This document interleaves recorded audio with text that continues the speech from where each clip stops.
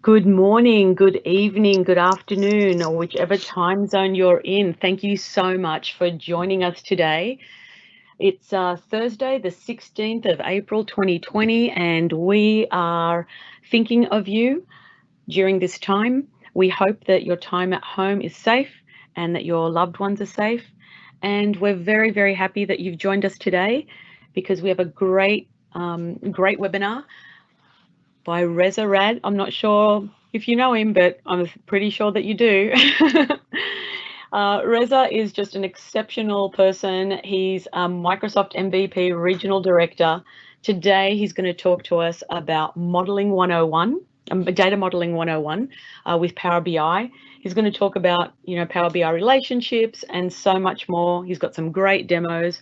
My name's Kelly Kay. I'm with the Power BI MVP team, and here's Reza Rad. Great. Thank you, Kelly, for the introduction. Good morning, good evening, good afternoon, anyone. Thank you for joining this session. A little bit about me. I'm Reza Rad. I'm a Microsoft Data Platform MVP based in New Zealand and the regional director. I've wrote some books about Power BI and have some also under publishing process already.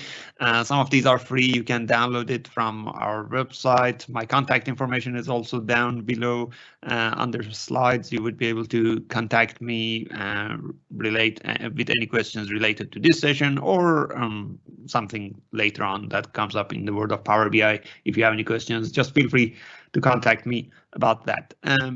Okay, talking about this session, the Data Modeling 101 came from the experience that I had in many of my presentation, many of my courses. From the beginning of Power BI, when I delivered courses around, there was a lot of, let's say, advanced content about what Power BI is, how you can write complex DAX expressions and things like that. But there wasn't much enough information about the basics. And that was a very big need because I've came across a lot of data models, a lot of solutions that had problems in the basics, not the DAX expression. I had people who were good actually in writing DAX expression, but didn't know what the relationship is, why we have the relationship, why this should be like that, right?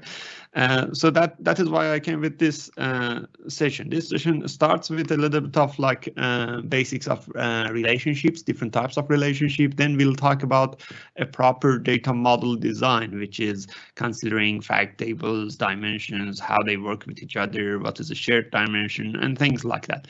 I think this would be probably taking something like 60 to 75 minutes, but it all depends on questions and things like that. So we'll see how we go on with that.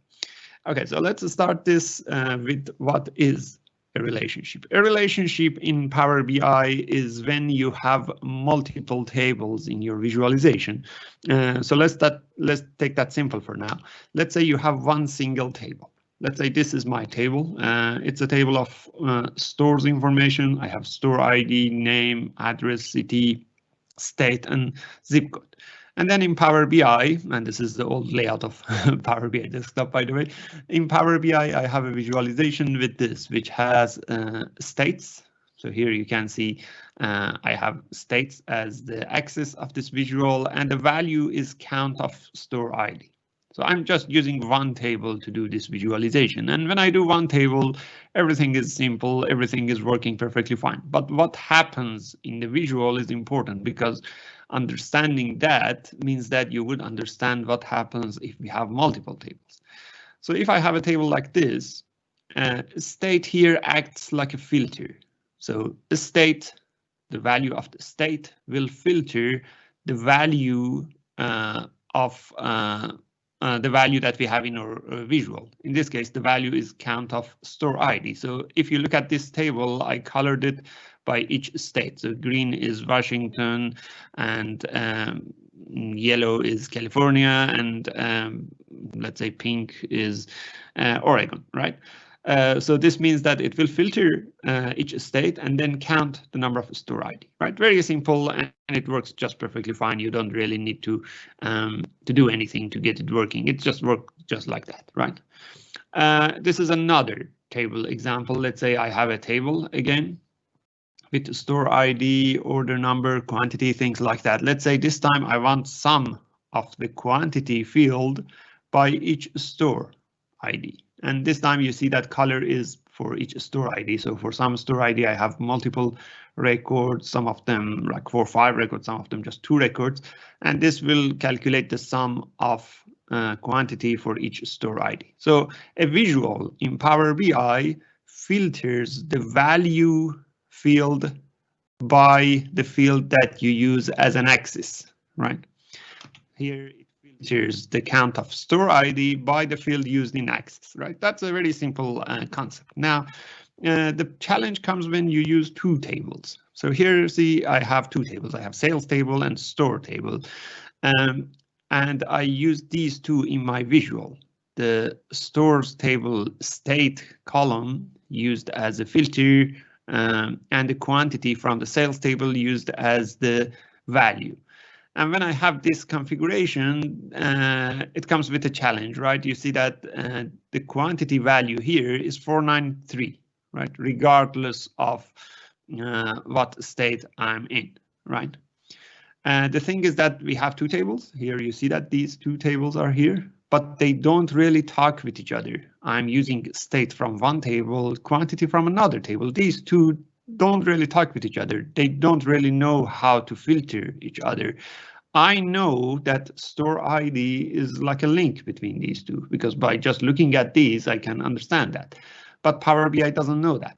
Now, Power BI has a concept of detecting the relationship, and it can detect automatically the relationship based on the field names, based on data types, based on the cardinality of values and things like that, right? But sometimes it doesn't pick that. Sometimes the name of the fields are not the same, right? So I'll show you how we create that relationship in a second. But if I go ahead and create that relationship, that would act like a lookup. And how that works, for example, that would work like this. Let's say I have state California here, right? That belongs to a record with store ID 7066.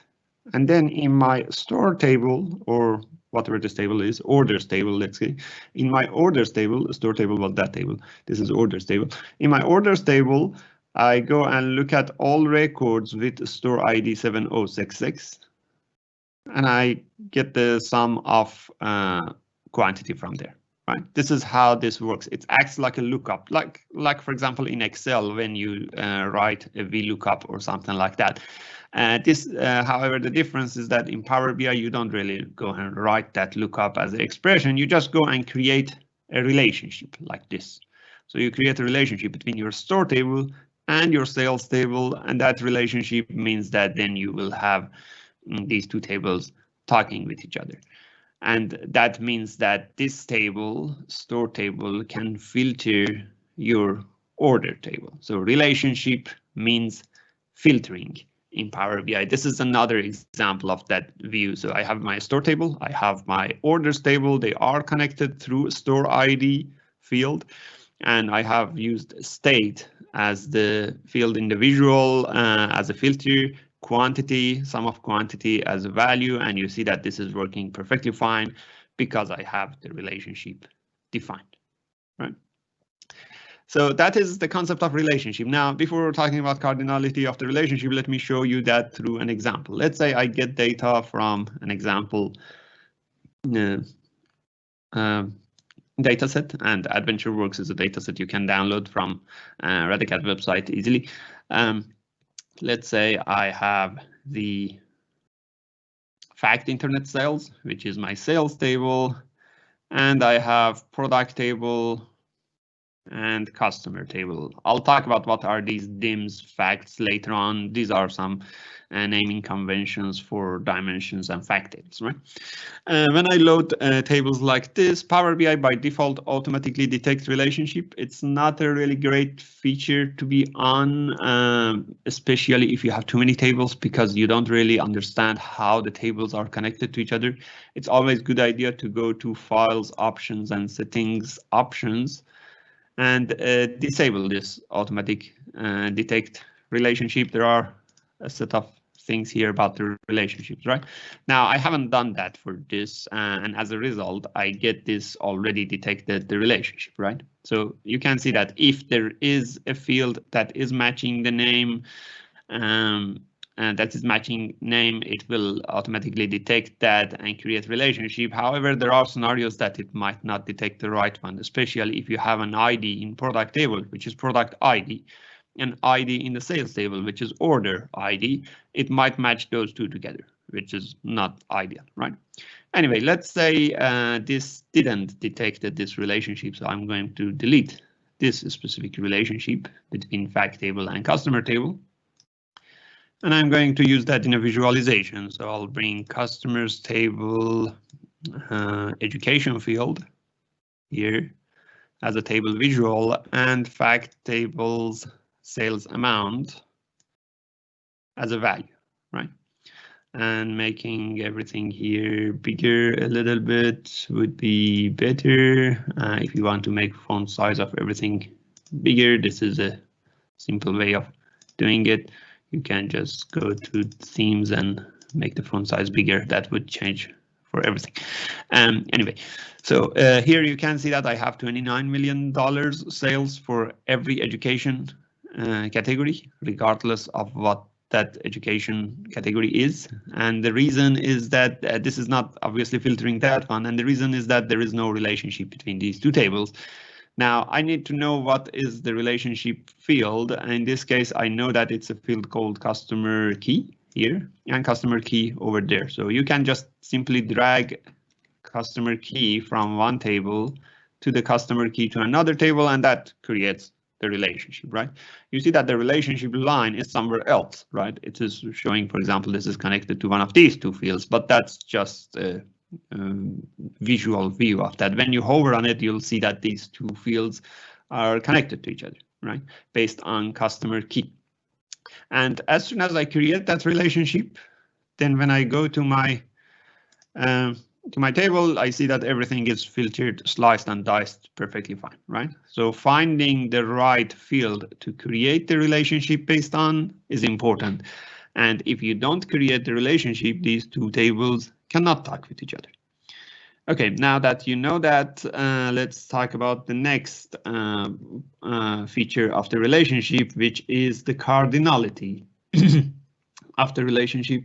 The cardinality of the relationship means that means these values, 1 or star that you see here, right? When I create that relationship, one side was 1, another side was star. Now, what is the meaning of this? And the meaning of this is because of the way that values are stored in a table. This is a store table and this is a sales table. In the store table, I have one record per store. The store ID is a unique value per row, right? So I have 6 rows, as you can see, and I have 6 distinct or unique store ID values, right? Because every row represents a store itself, right? However, in the sales table, I expect multiple sales transactions to be done in a store, right? So that is why here I have multiple values of store ID. For example, in this store ID, I had 2 sales transactions, or in this store ID, I had like 5, 6 transactions. In total, in my sales table, I have 20 something rows, but number of distinct values in the store ID is 6, right? So I have repeated values. This means that if I create a relationship between these two, sorry about that. If I create a relationship between these two, that would be one side of relationship would be a store table. Many side of relationship would be the sales table, right? Which is called one-to-many. And there are other types of relationship as well, many-to-one, one-to-one, many-to-many. Now let me show you that as an example.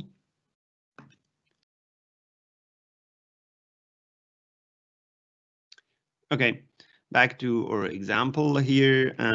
So I have one-to-many here saying exactly the same thing, that I have a unique row per customer key in the customer table, because this is like my my reference table for the customer, right? I don't expect multiple customers with the same key, with the same ID, right? But in the sales table, I expect multiple sales transaction per customer, because this customer comes and purchase things multiple times, right? And same thing you'll see with the product table and sales table. I expect unique values in the product table, but multiple values, repeated values in the sales table. Usually your transaction tables are the many side of relationship. Your reference tables are the one side of the relationship. This is called one-to-many if you read it from the reference table to the transaction table. If you read it from transaction table to the reference table, it is called many-to-one. So one-to-many and many-to-one, they are basically just different in a way that you read it, right? One-to-one is a scenario that you have two tables with exactly the same cardinality. They have, let's say, one record per product, and you connect them together, right? Usually in those cases, we merge those two tables, especially if you have one-to-one relationship. There is no point of creating such a relationship. I mean, you need to join or merge those tables before loading it into Power BI. That will make your life much easier instead of creating a one-to-one relationship. A many-to-many relationship, also it is possible, but it is not a recommended relationship because of the problems that it brings in understanding what is your reference table. I'll get to that point of many-to-many table a little bit later in another example. So for now, you know the cardinality is one or many side of the relationship. Now let's talk about another important thing in the relationship world, which is having active or inactive relationship. By default, all the relationships are active, unless you need to create multiple relationships between two tables, right? Not one relationship. Let's say you need to create a second relationship. For example, the sales table has multiple date fields. It has an order date, it has a due date, it has a ship date. These are all date fields. It might have store opening date, promotion date. All of these might be different date fields, which they are not necessarily the same value, right? So if you want to slice and dice your sales figures with the date fields, you need to create a relationship. And if you want to do that for every one of those date fields, you need to create multiple relationships. And that is when you see the second relationship or the third relationship would be inactive relationship. Inactive relationship is a dashed line. So that is an inactive relationship. Now, inactive relationship doesn't really do anything special. It is just sitting there for you waiting that you use a specific DAX function called use relationship to use that inactive relationship. Otherwise, the one that is always active and working for your filters is the active one, right? So I'm going to explain how we are going to build that. For a solution for that, we build a copy of the date table called the role-playing dimension and create active relationship based on that. So let me first show you that as an example here. So let's say here I want to add a date table as well. So I'm going to same data source, and this time I'll bring the date table. Now again, because I have the automatic detect relationship, it should automatically detect it if the field names matches.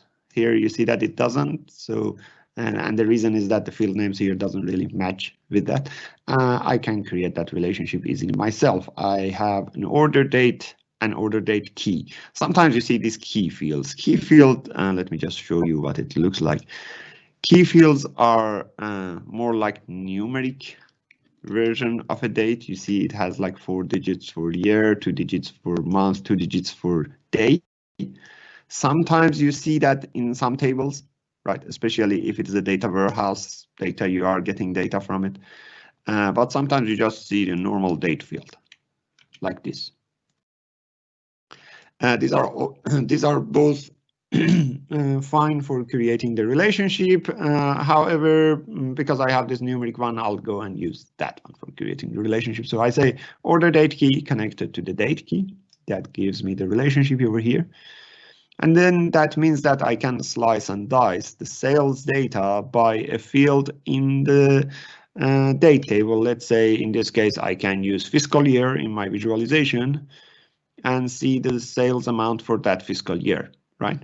Because the relationship here is based on the date key to, I think it is based on the wrong field. Let me double click on that and change it to order date key, not the order quantity. Yep, here it is.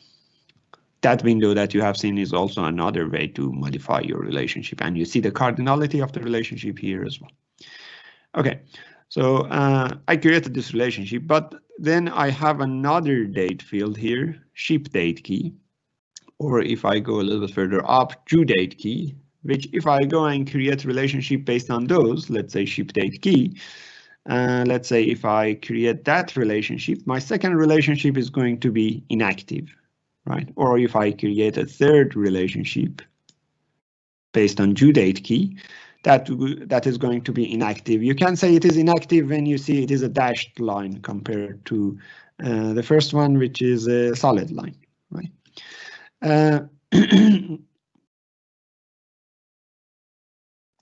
Inactive relationship doesn't really do anything special in your model, right? So having these relationships just by themselves without writing any DAX expressions won't do anything good for me, right? It's like not having them. Now, if I want to use it, I either need to use that DAX measure, which is one way of resolving this issue, or another way is I can delete these relationships and implement something called role-playing dimension. So let me delete that. Role-playing dimension means creating a copy of this table, my date table, which I can come and do that here in the calculated table area. I can create a new table.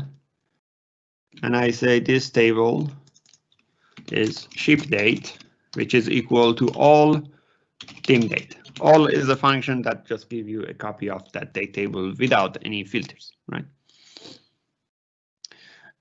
So that would give me a ship date table just like this, right?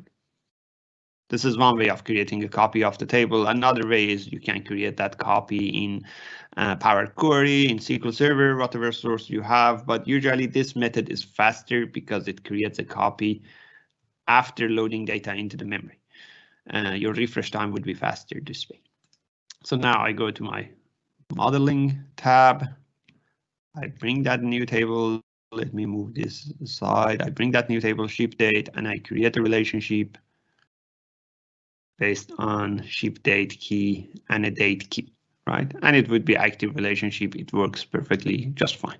And I can call this one, which is dim date, I can call it order date now. Right, so order date, ship date, and this way you can add multiple date fields. You might think that we are adding more memory consumption with adding these tables. That's right, but very small amount of memory because date table is a very small table. For 20 years, this is like 7,000 rows, which is usually nothing with it compared to a table with 1 million rows, sometimes hundreds of millions of rows. So this method is called role-playing dimension, and it's quite useful. Another method of that is using that DAX expression, which I skipped that for this session, focusing only on the basics. Now, another important property of the relationship is these. arrows, these directions that you see, which is the direction of a relationship. What is the meaning of a direction of relationship? The meaning of a direction of relationship is that the filter can propagate this way. So this says filter propagates this way, filter propagates this way from this table. Usually you see that this happens from one side of relationship to the many side of relationship. You see this is one side, many side, one side, many side, one side, many side, right? And it means that those tables, for example, ship date, can filter the sales information, right? That is the meaning of a direction of relationship. Now, how that can be important for your data model, let me show you an example. Let's say I have this visualization. Let's put that aside. I'll create another table visual. And in this table visual, I'm going to have English education again, English education, and I want to see the count of products bought in English in every education category. And count of products can come from the product key of the dim product table. I can bring any fields actually from here and get the count of that. So I'll bring product key here and then change this to be count. That is how you can get the count. But as soon as I do that, you see that the count of product key is 606. Again, regardless of English education, it looks like that this doesn't filter it. And the total is also 606, right? So this value doesn't really filter that value. And you might think it is because we don't have a relationship, but then when you look at it, all tables here are connected. Now let me move these a little bit further down and bring to those tables that we are working with at the top. Okay, so what I have here is this scenario. I have a customer table and I have a product table that they want to work with each other. This table wants to filter that table. Of course, you don't need to create a direct relationship between two tables to work with each other. If they are connected through another table, that should still work, right?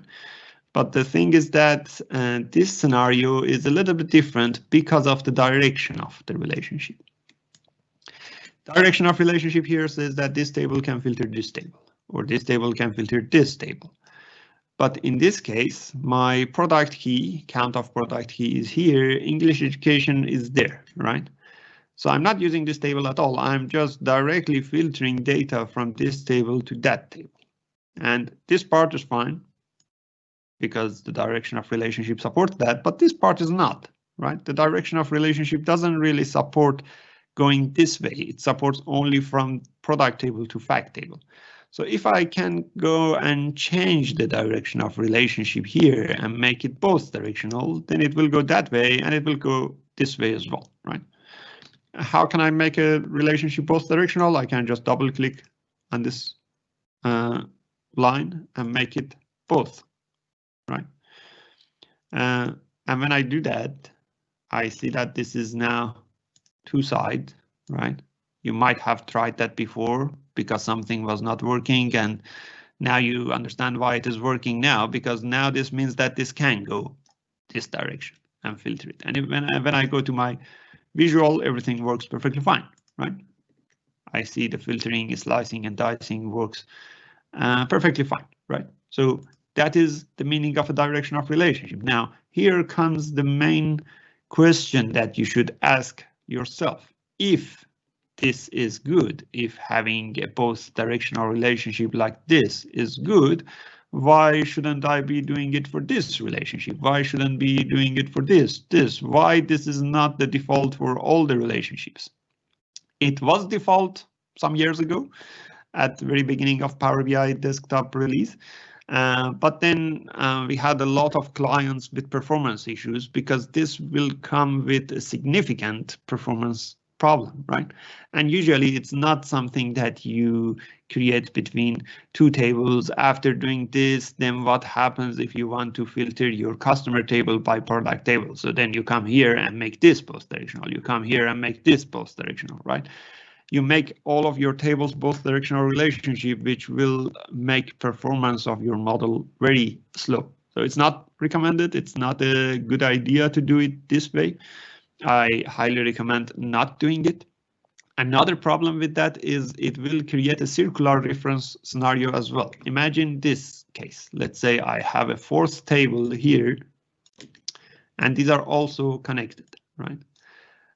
Let's say I have this both directional. I have this both directional. I have this both directional. Can I have this one both directional? No, I can't, because then this will create a circular reference problem. This can go this way, filtering. This can go this way, filtering. It's not possible, right? So then, as a result, I would get this relationship to be inactive relationship. You might have some kind of scenarios like that and wondered why that creates an inactive relationship, because you have a circular reference problem, right? So bottom line, don't use both directional relationship. In some cases, you need to do that, right? There are some scenarios that it's better to create a both directional relationship, but very rare. I'd say don't use it just everywhere because you want to get things filtered. Now, in this case, for example, how can I solve that? Let me change this back to single directional. The way that I can get this solved is if I get values from a table that is my transaction table, right? Because customer table can filter this table, right? Customer table can filter the sales table. What if I have that value coming from sales table, and I can do that? I have product key here, right? So I can easily go and use that and filter this over there, right? So to do that, I can simply just get that in my visualization. So let me bring the product key from there, and I remove, or let's keep this here as well. I'll just bring the product key from fact table over here, and then I change that to be count. And because I expect multiple values, it's not unique values, I say distinct count, which is count of unique values. And you see that this is working just perfectly fine without even having the both directional relationship, right? Because I brought that from a table that is on the other side of the direction, right? So this table can get filtered by any of those reference tables. So if I get my values from this table, everything would be fine, right? It would be only problem if I want to get values from other tables, right? So both directional relationship not recommended, avoid it as much as possible. So back to our slide. What you have learned so far is that there are three main things that you need to be watching: creating many-to-many relationships. I'll explain that as a separate example later on, but that's not ideal. Both directional relationship, you should avoid it as much as possible. Inactive relationship without using a measure, DAX measure to support it, without using a measure with use relationship. For any of these, there are like workarounds. You have seen some already. Now, that was a little bit of relationship explanation. Now let's talk about the next part. Now, before I talk about the next part, I'll just check if there are any questions. Yep, I see some questions. For example, I need to join two tables, but should I use two? I should use two columns for join. I can concatenate two columns, and after I use the relationship, is there any other solution? So if you have more than one field to create a relationship, let me go back to my model again. If you have more than one field to create a relationship, let's say in my order date table, I don't really have a date key. I have, I don't know, calendar year, I have a month, and I have day, right? With combination of those three, I would achieve a unique field, right? But then here I cannot create multiple relationship based on multiple fields.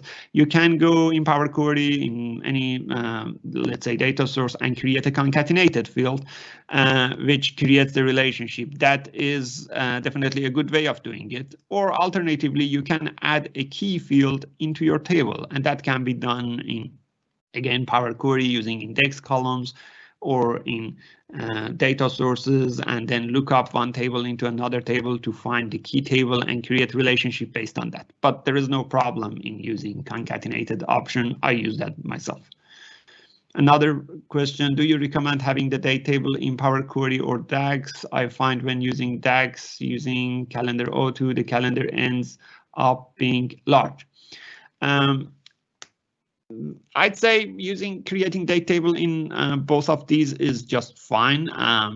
I personally prefer Power Query method because if I want to bring public holidays and things like that, I can fetch that live from a website. That is something that you can do with Power Query. DAX would be a faster method for you to achieve it. If you use calendar auto function, that would look at every single date field in your data model and would create something from the minimum value of your date field to the maximum value. And usually you think, let's say I have my sales order date, so that shouldn't be a problem. But what if you have a customer table and that customer table have a birth date? Then it might go and start from 1900, right? And that makes your date table big. So you need to consider if you are using calendar auto, probably not the best idea. You might use calendar. Another question, while creating role-playing dimension, is it good to have a reference from base table or duplicate the base table? As you've seen, I have done it in calculated table. I haven't done it as a Power Query reference or duplicate. If you are doing it in Power Query, I say do reference, because that way if you change the original, you will get the second one changing as well. But I personally recommend you to use it as a calculated table with all, because that would reduce your refresh time. Okay, I think that's pretty much all of the questions for now. Let's move on to the next topic. So the next part is about how to build a proper model, or the art of dimensional modeling. Now, dimensional modeling is not a new topic. It has been with the BI systems for a long time, from the time that data warehouse was there. So this has a really old background. If you ask old data warehouse guys, they know things about dimensional modeling that you might not know, and yet you are using Power BI for data analysis. So you might wonder, what is a dimensional modeling? I'll explain that through an example for you. Let's say we are going to build a Power BI solution for manufacturing data, right? So let me start that. Let me close this Power BI one and start another Power BI solution. I have a very simple table with manufacturing data in it, so I'm going to use that for my demo. So let's say get data from Excel. And I'll be using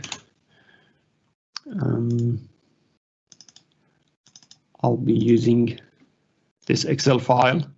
You can download all of these from my blogs as well. These are all concepts that I have written, blog article, and I have YouTube videos on that. You can go and watch them all and download these over there. So here is my manufacturing data, right?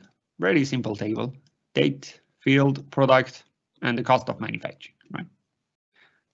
This is probably the simplest manufacturing table you have seen at all. Okay, so I load that data and I start building, visualizing that, which would be very simple. So here it is. I'll bring that as a table. So table with products, dates, and costs. With that, and let's say I also have a slicer here with the date, which I can use to slice and dice. I have a slicer with the product in it, right? So very simple. So far, nothing real complicated. And everything works perfectly here, right? Now, here comes the challenge. After building this solution, then my manager comes to me and say, okay, you've done analysis of manufacturing, but we are building this report for board of directors. They would also like to see this beside their sales information and inventory information. So he asked me that let's add more analysis to this. Let's bring sales, let's bring inventory, let's have a holistic view of our data. So what I'll do is I'll go and bring those sources. It might be in the same data source or it might be different places. In my case, I have those in the same data source. This is inventory and that is sales, right? So I'll bring them. I click on load, right? And that will bring those two tables as well. And then I start building the visualization. But as you've learned so far, for scenarios that you have more than one table, you should make sure that the relationship works perfectly fine. And I come here and there is no relationship between these, right? It might be because I don't have exact field names to create relationship, or it might be because of something else. Right? In this case, it is because of something else. Let me show you. So I have manufacturing and let's say inventory. Let's say I want to connect these two together, right? So I can connect them based on the date and product. So here comes the challenge of having two fields to create a relationship, right? So you need to create kind of a concatenated field, but let's say even by one field, if you want to create a relationship, this would act like this. So if I go and create a relationship based on product, you see that this comes as a type of relationship called many-to-many relationship, a cardinality many-to-many relationship, which we call it weak relationship, because this type of relationship doesn't really come with a reference table. Let's say I created that, right? I go and create that. Let's say I say, yeah, that's okay. Let's create a relationship like that. Now, the problem is that if I come here in my visualization, let me also bring a table from inventory. So this is one of the problems that you get with many-to-many relationship, right? So product, warehouse, everything, right? So let's say this is my other table. And you see that that table has some products that are not in this table, right? You see product 110, product number 110 is not there, right? But then my slicer doesn't really have a product 110. That's a problem, right? Why it doesn't have it? Because I'm getting product value from manufacturing table. Manufacturing table has only values from manufacturing table. If I want a slicer to have product 110, then I have to create another slicer, which doesn't really make sense to have multiple, but let's say I need another one from inventory, right? And this has product 110, right? When I filter this, that won't have anything, this would have something. But then I have two different slicers. Why such an implementation? And specifically, if I bring my third table, then I will have three product slicers. What is the problem of this many-to-many relationship? One of the problems is that there is no reference table. There is no product table that I use for my modeling. That is a question that I get a lot in my data modeling courses. People come to me and say, okay, Reza, you are building your model on a pretty well-defined data structure. You have a product table, you have a sales table, but I don't have a product table, right? What should I do? And that is what I'm going to talk about right now, how to build that structure, how to build that data model. So now let's go back to our dimensional modeling slides again. So the key point here is that you need a different layout for your tables. You cannot just bring tables as is, create a relationship and expect to have a proper Power BI model. That won't happen, right? You need to have a different table. Your layout should be much more simpler when you design it, right? There are scenarios that you think you have just like one single table, including all the data, but the fact is that it's not. Here you have seen that I had manufacturing table, I had sales table. Some people think that, okay, we should flatten them all together, build one big, huge table. Not a good idea, because that would be a super big table and it would come with some other challenges. Every time you add a new table, you have to combine them together, right? You need to have different tables, and different tables serve different purposes. Some tables used as slicers, Like in that case, you've seen that I needed a product table to be used as a slicer. Some tables used as values. And tables that are used for a slicer should be filtering tables that are used as value, right? All of this together means that you are going to build a totally different diagram. You cannot use your normal tables. You have hundreds of tables, 20 tables. You cannot just bring them and use them as is, right? You have to build a different design. This different design means two types of tables. The slicer tables, we call them in the dimensional modeling, in the art of designing this data model. That is what dimensional modeling means, designing a proper data model for reporting. In this, we have two types of tables. One table is slicers table, tables that are used as a slicer, as an x-axis, y-axis, as a slicer value. We call these tables dimension tables. And sometimes you see some naming convention that says dim product, dim customer. You might wonder what that dim is. So that dim is a naming convention for dimension. Some people use it with the naming convention, some people don't use it. The naming convention part is not important.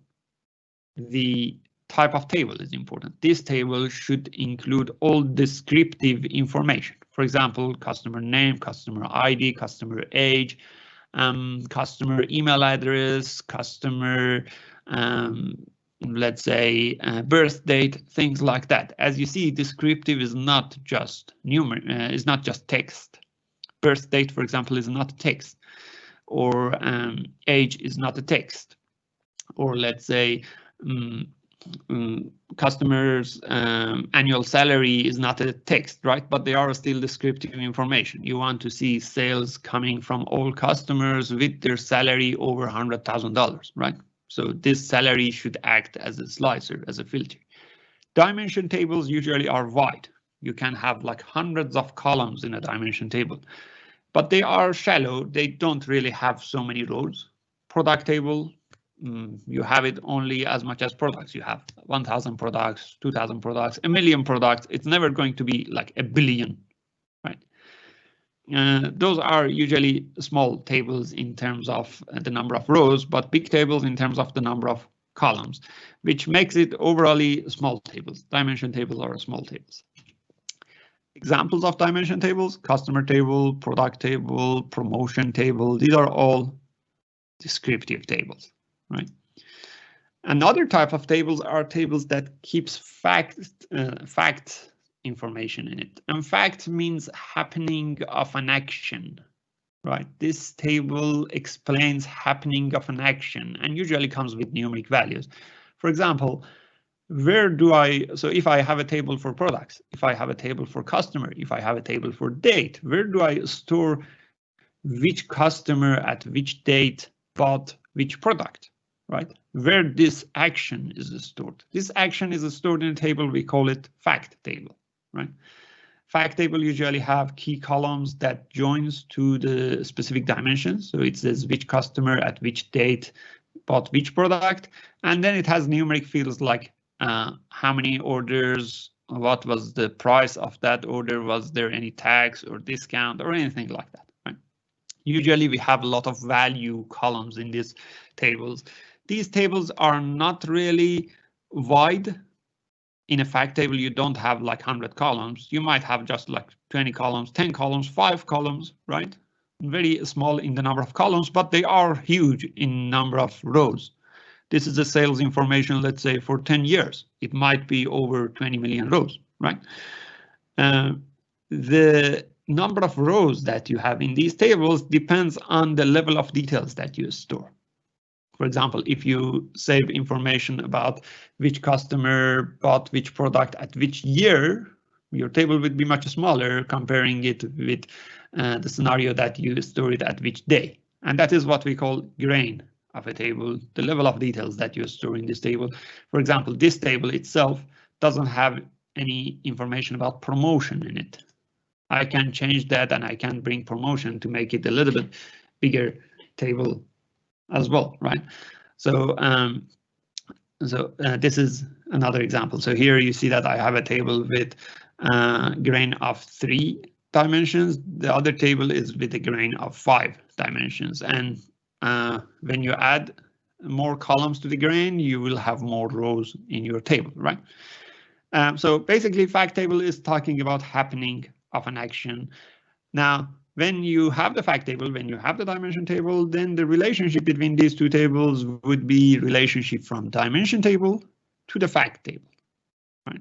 Product table to the fact table, sales territory table to the fact table, date table to the fact table, customer table to the fact table, one to many for each of these, because your dimension tables are reference tables.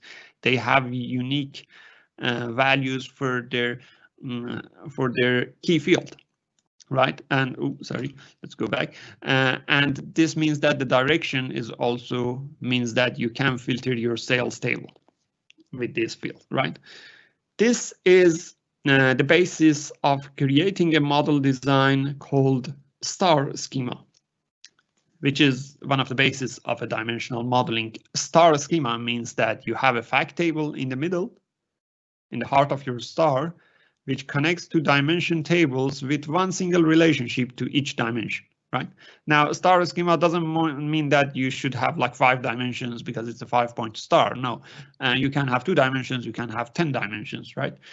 And it can create that relationship. The main point about this star schema is that you should not have fact table to dimension and dimension to another dimension, because then that would create a scenario like this.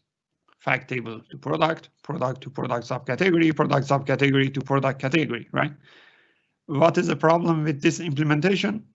Well, you have 2 extra relationships here, which means that 2 more filtering. You don't need that. Problem of performance and things like that, and some other challenges when you create the relationship between product table and other tables, when you want to get them filtered, when you want to get category and things like that to be filtered by other tables, right? So it's not ideal. This is what we call snowflake schema, right? Not Snowflake database technology. That is a totally different things. That is a company named Snowflake talking about cloud database technologies, which is absolutely different from Snowflake schema. Snowflake schema is a way that you design model like this. Your fact table connects to a dimension table, but that dimension table connects to another dimension table. Star schema says that every dimension is directly connected to the fact table. That is the difference between these 2 models. And often I get this question that, okay, I have more than one fact table.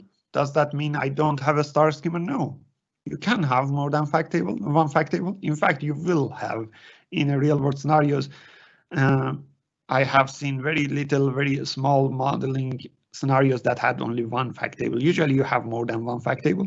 Here you can see I have a sales fact table, internet sales, I have a reseller sales, but they each create a star schema with their dimensions around. And that would be absolutely fine. This is still a star schema, right? Because every fact table has one single relationship to the dimensions around it. And that is absolutely fine. Okay, now let's go back to our example and see how we can get that fixed as the last demo of here. So back to here, I'm going to delete this relationship because I don't have a dimension table, right? So I'm going to go build that dimension table. Now, when you look at these tables look like fact tables. They are talking about happening of an action, sales, when a sales has been made, inventory, let's say the amount of inventory we have in a warehouse, when that is recorded, or manufacturing, right? These are talking about happening of an action. These are all fact tables. I don't have a dimension table, so I should go and build a dimension table. There are different places you can do that. I'm going to show you that in Power Query. Okay, so I go to transform data. You might go and build this in another place, but I'm going to build it here. Now what I'm going to do is I'm going to change this one to be product to make them all the same name. This is product here, and product here. Okay, now I'm going to append these tables together. Now this requires also a little bit of Power Query understanding, which I'm skipping that most part of it because that is outside of this topic. But what you need to understand is that append means that you have a set of products here, you have a set of products here, and a set of products here. You append them all, so you have all products in one table. Append rows to each other. So append queries as new. And 3 or more tables. Sales table is there, inventory and manufacturing. Let's add them over there as well, right? And it comes with all the columns, but the column that I need here is the product, right? So I'm going to remove other columns. Right, so this is now my product table. Let's call it product table. And it has all the products in it, as you can see. Now the problem is that this has some products repeated, like product 20, right? So I need to have unique values. So what I'll do is remove duplicates. Now I have unique values for this, and this is my product table, right? Very simple. Let's close and apply. Now, because I have automatic detect relationship on, as soon as I bring that, this will automatically detect the relationship. Let me make this model a little bit more readable like this. OK, now you can see that this is my dimension table. Usually dimension tables have more columns like product name, I don't know, the date of manufacturing, anything like that. That might be manufacturing things, but any product attribute. But in this case, it's very simple. We just have product ID, right? And it is connected to all of others, right? Now I can easily go and hide the product field in other tables. Right, because I don't need them anymore over there. And I can go to my report, remove this. And in this slicer, I just use the product field from the product table, moving the other product, and it has all the products in it, right? I've created a dimension table, a reference table that can filter all of these tables based on their product values. These are all fact tables, but at the moment they have just one single dimension, right? So my star schema is actually like 1 point star. It's not really a star, it's like a line, right? Another thing to add is the date, right? I can also do that with the date, and I can use my Power Query script to create that date table, or I can simply go and do it with a calendar function. Let's say I go and bring my Power Query table. I have done a blog on that, and the whole script is in my blog. You can go and download it. So this is the blog. You can just simply come here, copy this, and then come here in here. I can say get data blank query, advanced editor, and I can paste it over here, right? I can choose what is going to be, let's say a start from 2019 and at 2019. And you can do some configuration for that, but let's don't worry about that. It covers fiscal year and things like that, right? I click on OK, and this gives me the date figures, which then I would be able to connect to that. And I'm going to call this date table. You can also use this in a data flow and then use it in other places. I've done another webinar here about data flow as well. You can go and check Microsoft Power BI YouTube channel and learn more about data flow as well. So close and apply. This is my date table, and I'm getting my date table here. Okay, here it is. And this has a lot of more columns in it. Now I can create the relationship.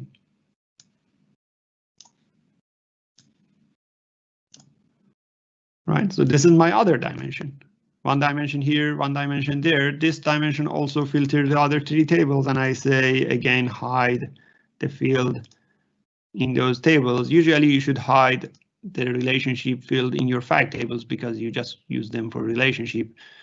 Now In this scenario, I can use the date from this one to create the slicer, right, as a between slicer. And this would filter everything, right? I can bring the third table as well, and it works perfectly fine. So what I have done is I've built a star schema, right? It doesn't really look like a star in this case, but consider every fact table here is a star, 2-point star in this case, connected to product table, date table, product table, date table, product table, date table. Now, some of these tables might be connected to another dimension. For example, inventory, I probably need a warehouse dimension that connects to inventory itself, but not connected to other tables. And that is absolutely fine, right? The main thing about this star schema design is that you are avoiding a lot of problems that you had before. So let me bring that my slide again. Okay, so the main thing about this star schema is that you have shared dimensions, you have tables that are your reference table, you are using one-to-many relationships, not many-to-many, you are not using both directional. You have the concept of having a master list that others are using that for doing the visualization. Now, the thing is that you can build a Power BI data model without this. You can just combine these three tables together. You can create many-to-many relationships. It would be messy, but it is possible. Now, the question that I get a lot from people is that I don't have a star schema. Does it mean that my Power BI model doesn't work? It works. It's not the best, right? This is how I usually describe a star schema. A star schema for a data model is like a music conductor for your orchestra, right? If there's no conductor, orchestra still plays, everyone plays their own music. You probably hear something, right? And those musics, some of them might be nice, some of them might be not, right? But you see a chaos, right? You don't see they talk with each other. They are not in a good harmony. The conductor is the one that harmonizes them together and bring something perfect out of it. And that is what the star schema does. You can build a data model in Power BI without a star schema, but probably it won't be ideal. Your tables won't understand each other. You would get a good outcome when you have that conductor, right? That is a definition I would use for that.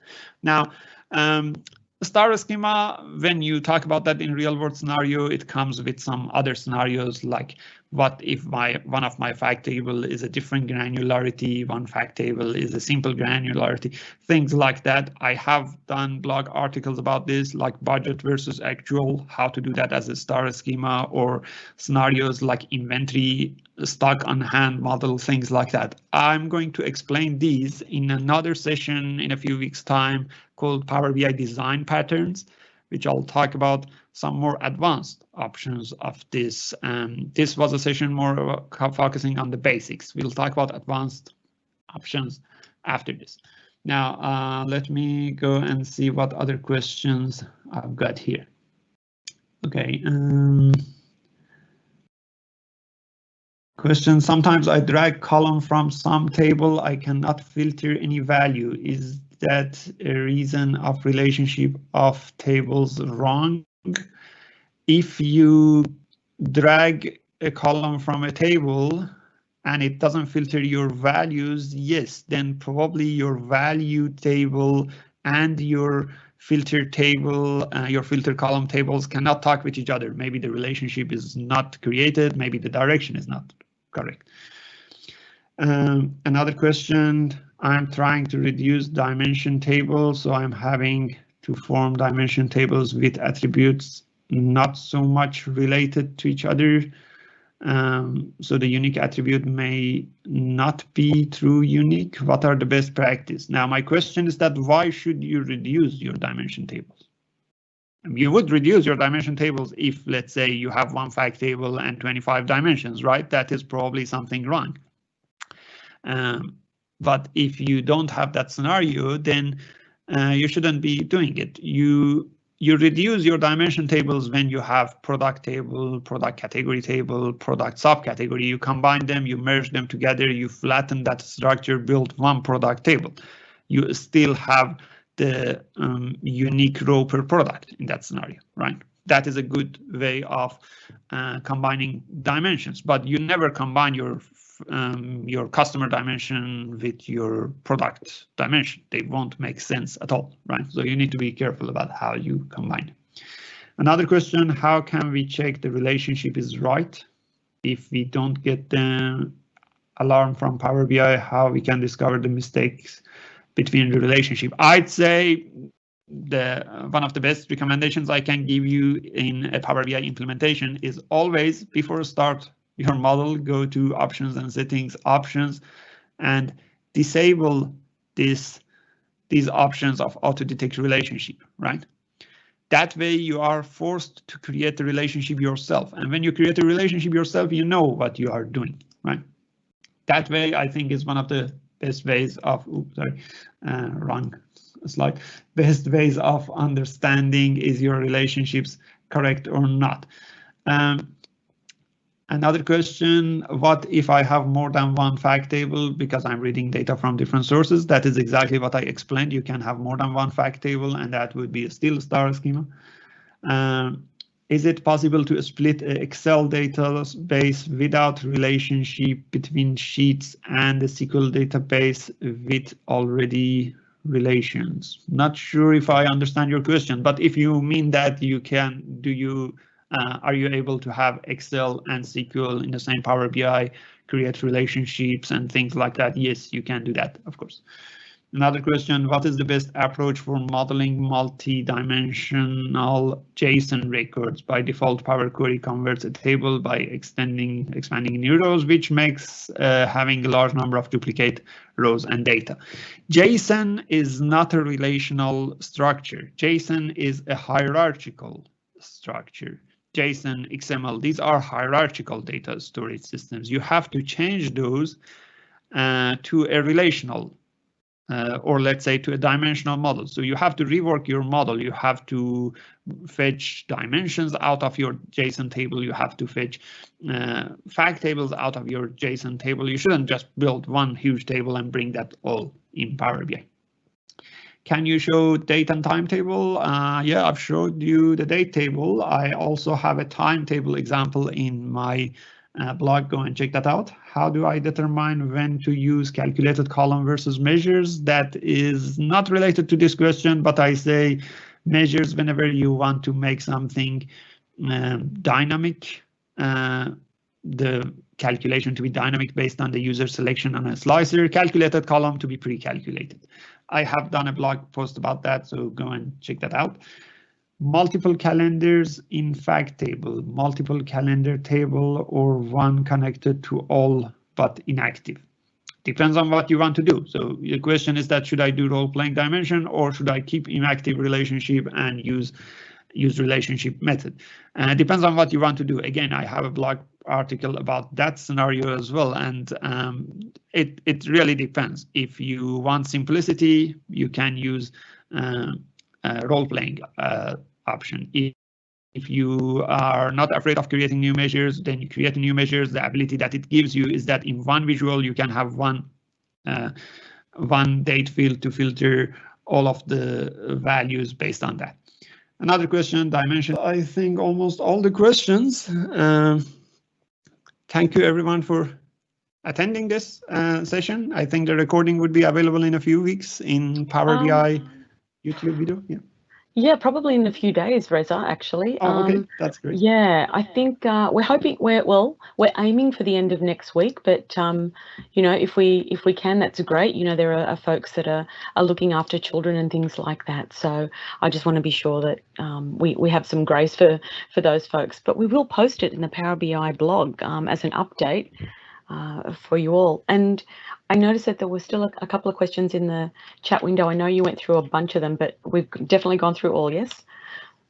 I think I've gone through all of them. Okay. Yes. Okay. Yeah, nothing I Awesome. remember. Awesome. that And if they want to ask you some more questions, should they just go to the Power BI blog and under the post for your webinar, or where would you like them to go? Or they can connect to me with Twitter. That is usually the easiest, the fastest option. I'm just checking my Twitter account always. This is my Twitter account, or LinkedIn. If they go to my website, there's a box in the right hand side, contact us. They can contact me through those as well. So any of these methods down below are usually good methods to reach out to me. Okay, I just popped your Twitter account in the chat window as well, and we'll also be posting it in the community gallery as well. So you'll have a couple of places where you'll be able to see it. Great, awesome, thank you. Awesome. Well, thanks so much for joining us today. That was exceptional, as usual. We really appreciate your time. And everyone, thank you so much, attendees. We know that you have a choice of where to spend your time, and we really appreciate you spending it with us. And remember, stay safe, stay home, and stay healthy. Thank you. Thanks, Kelly and Deepak, and thank you everyone for joining. Have a good day.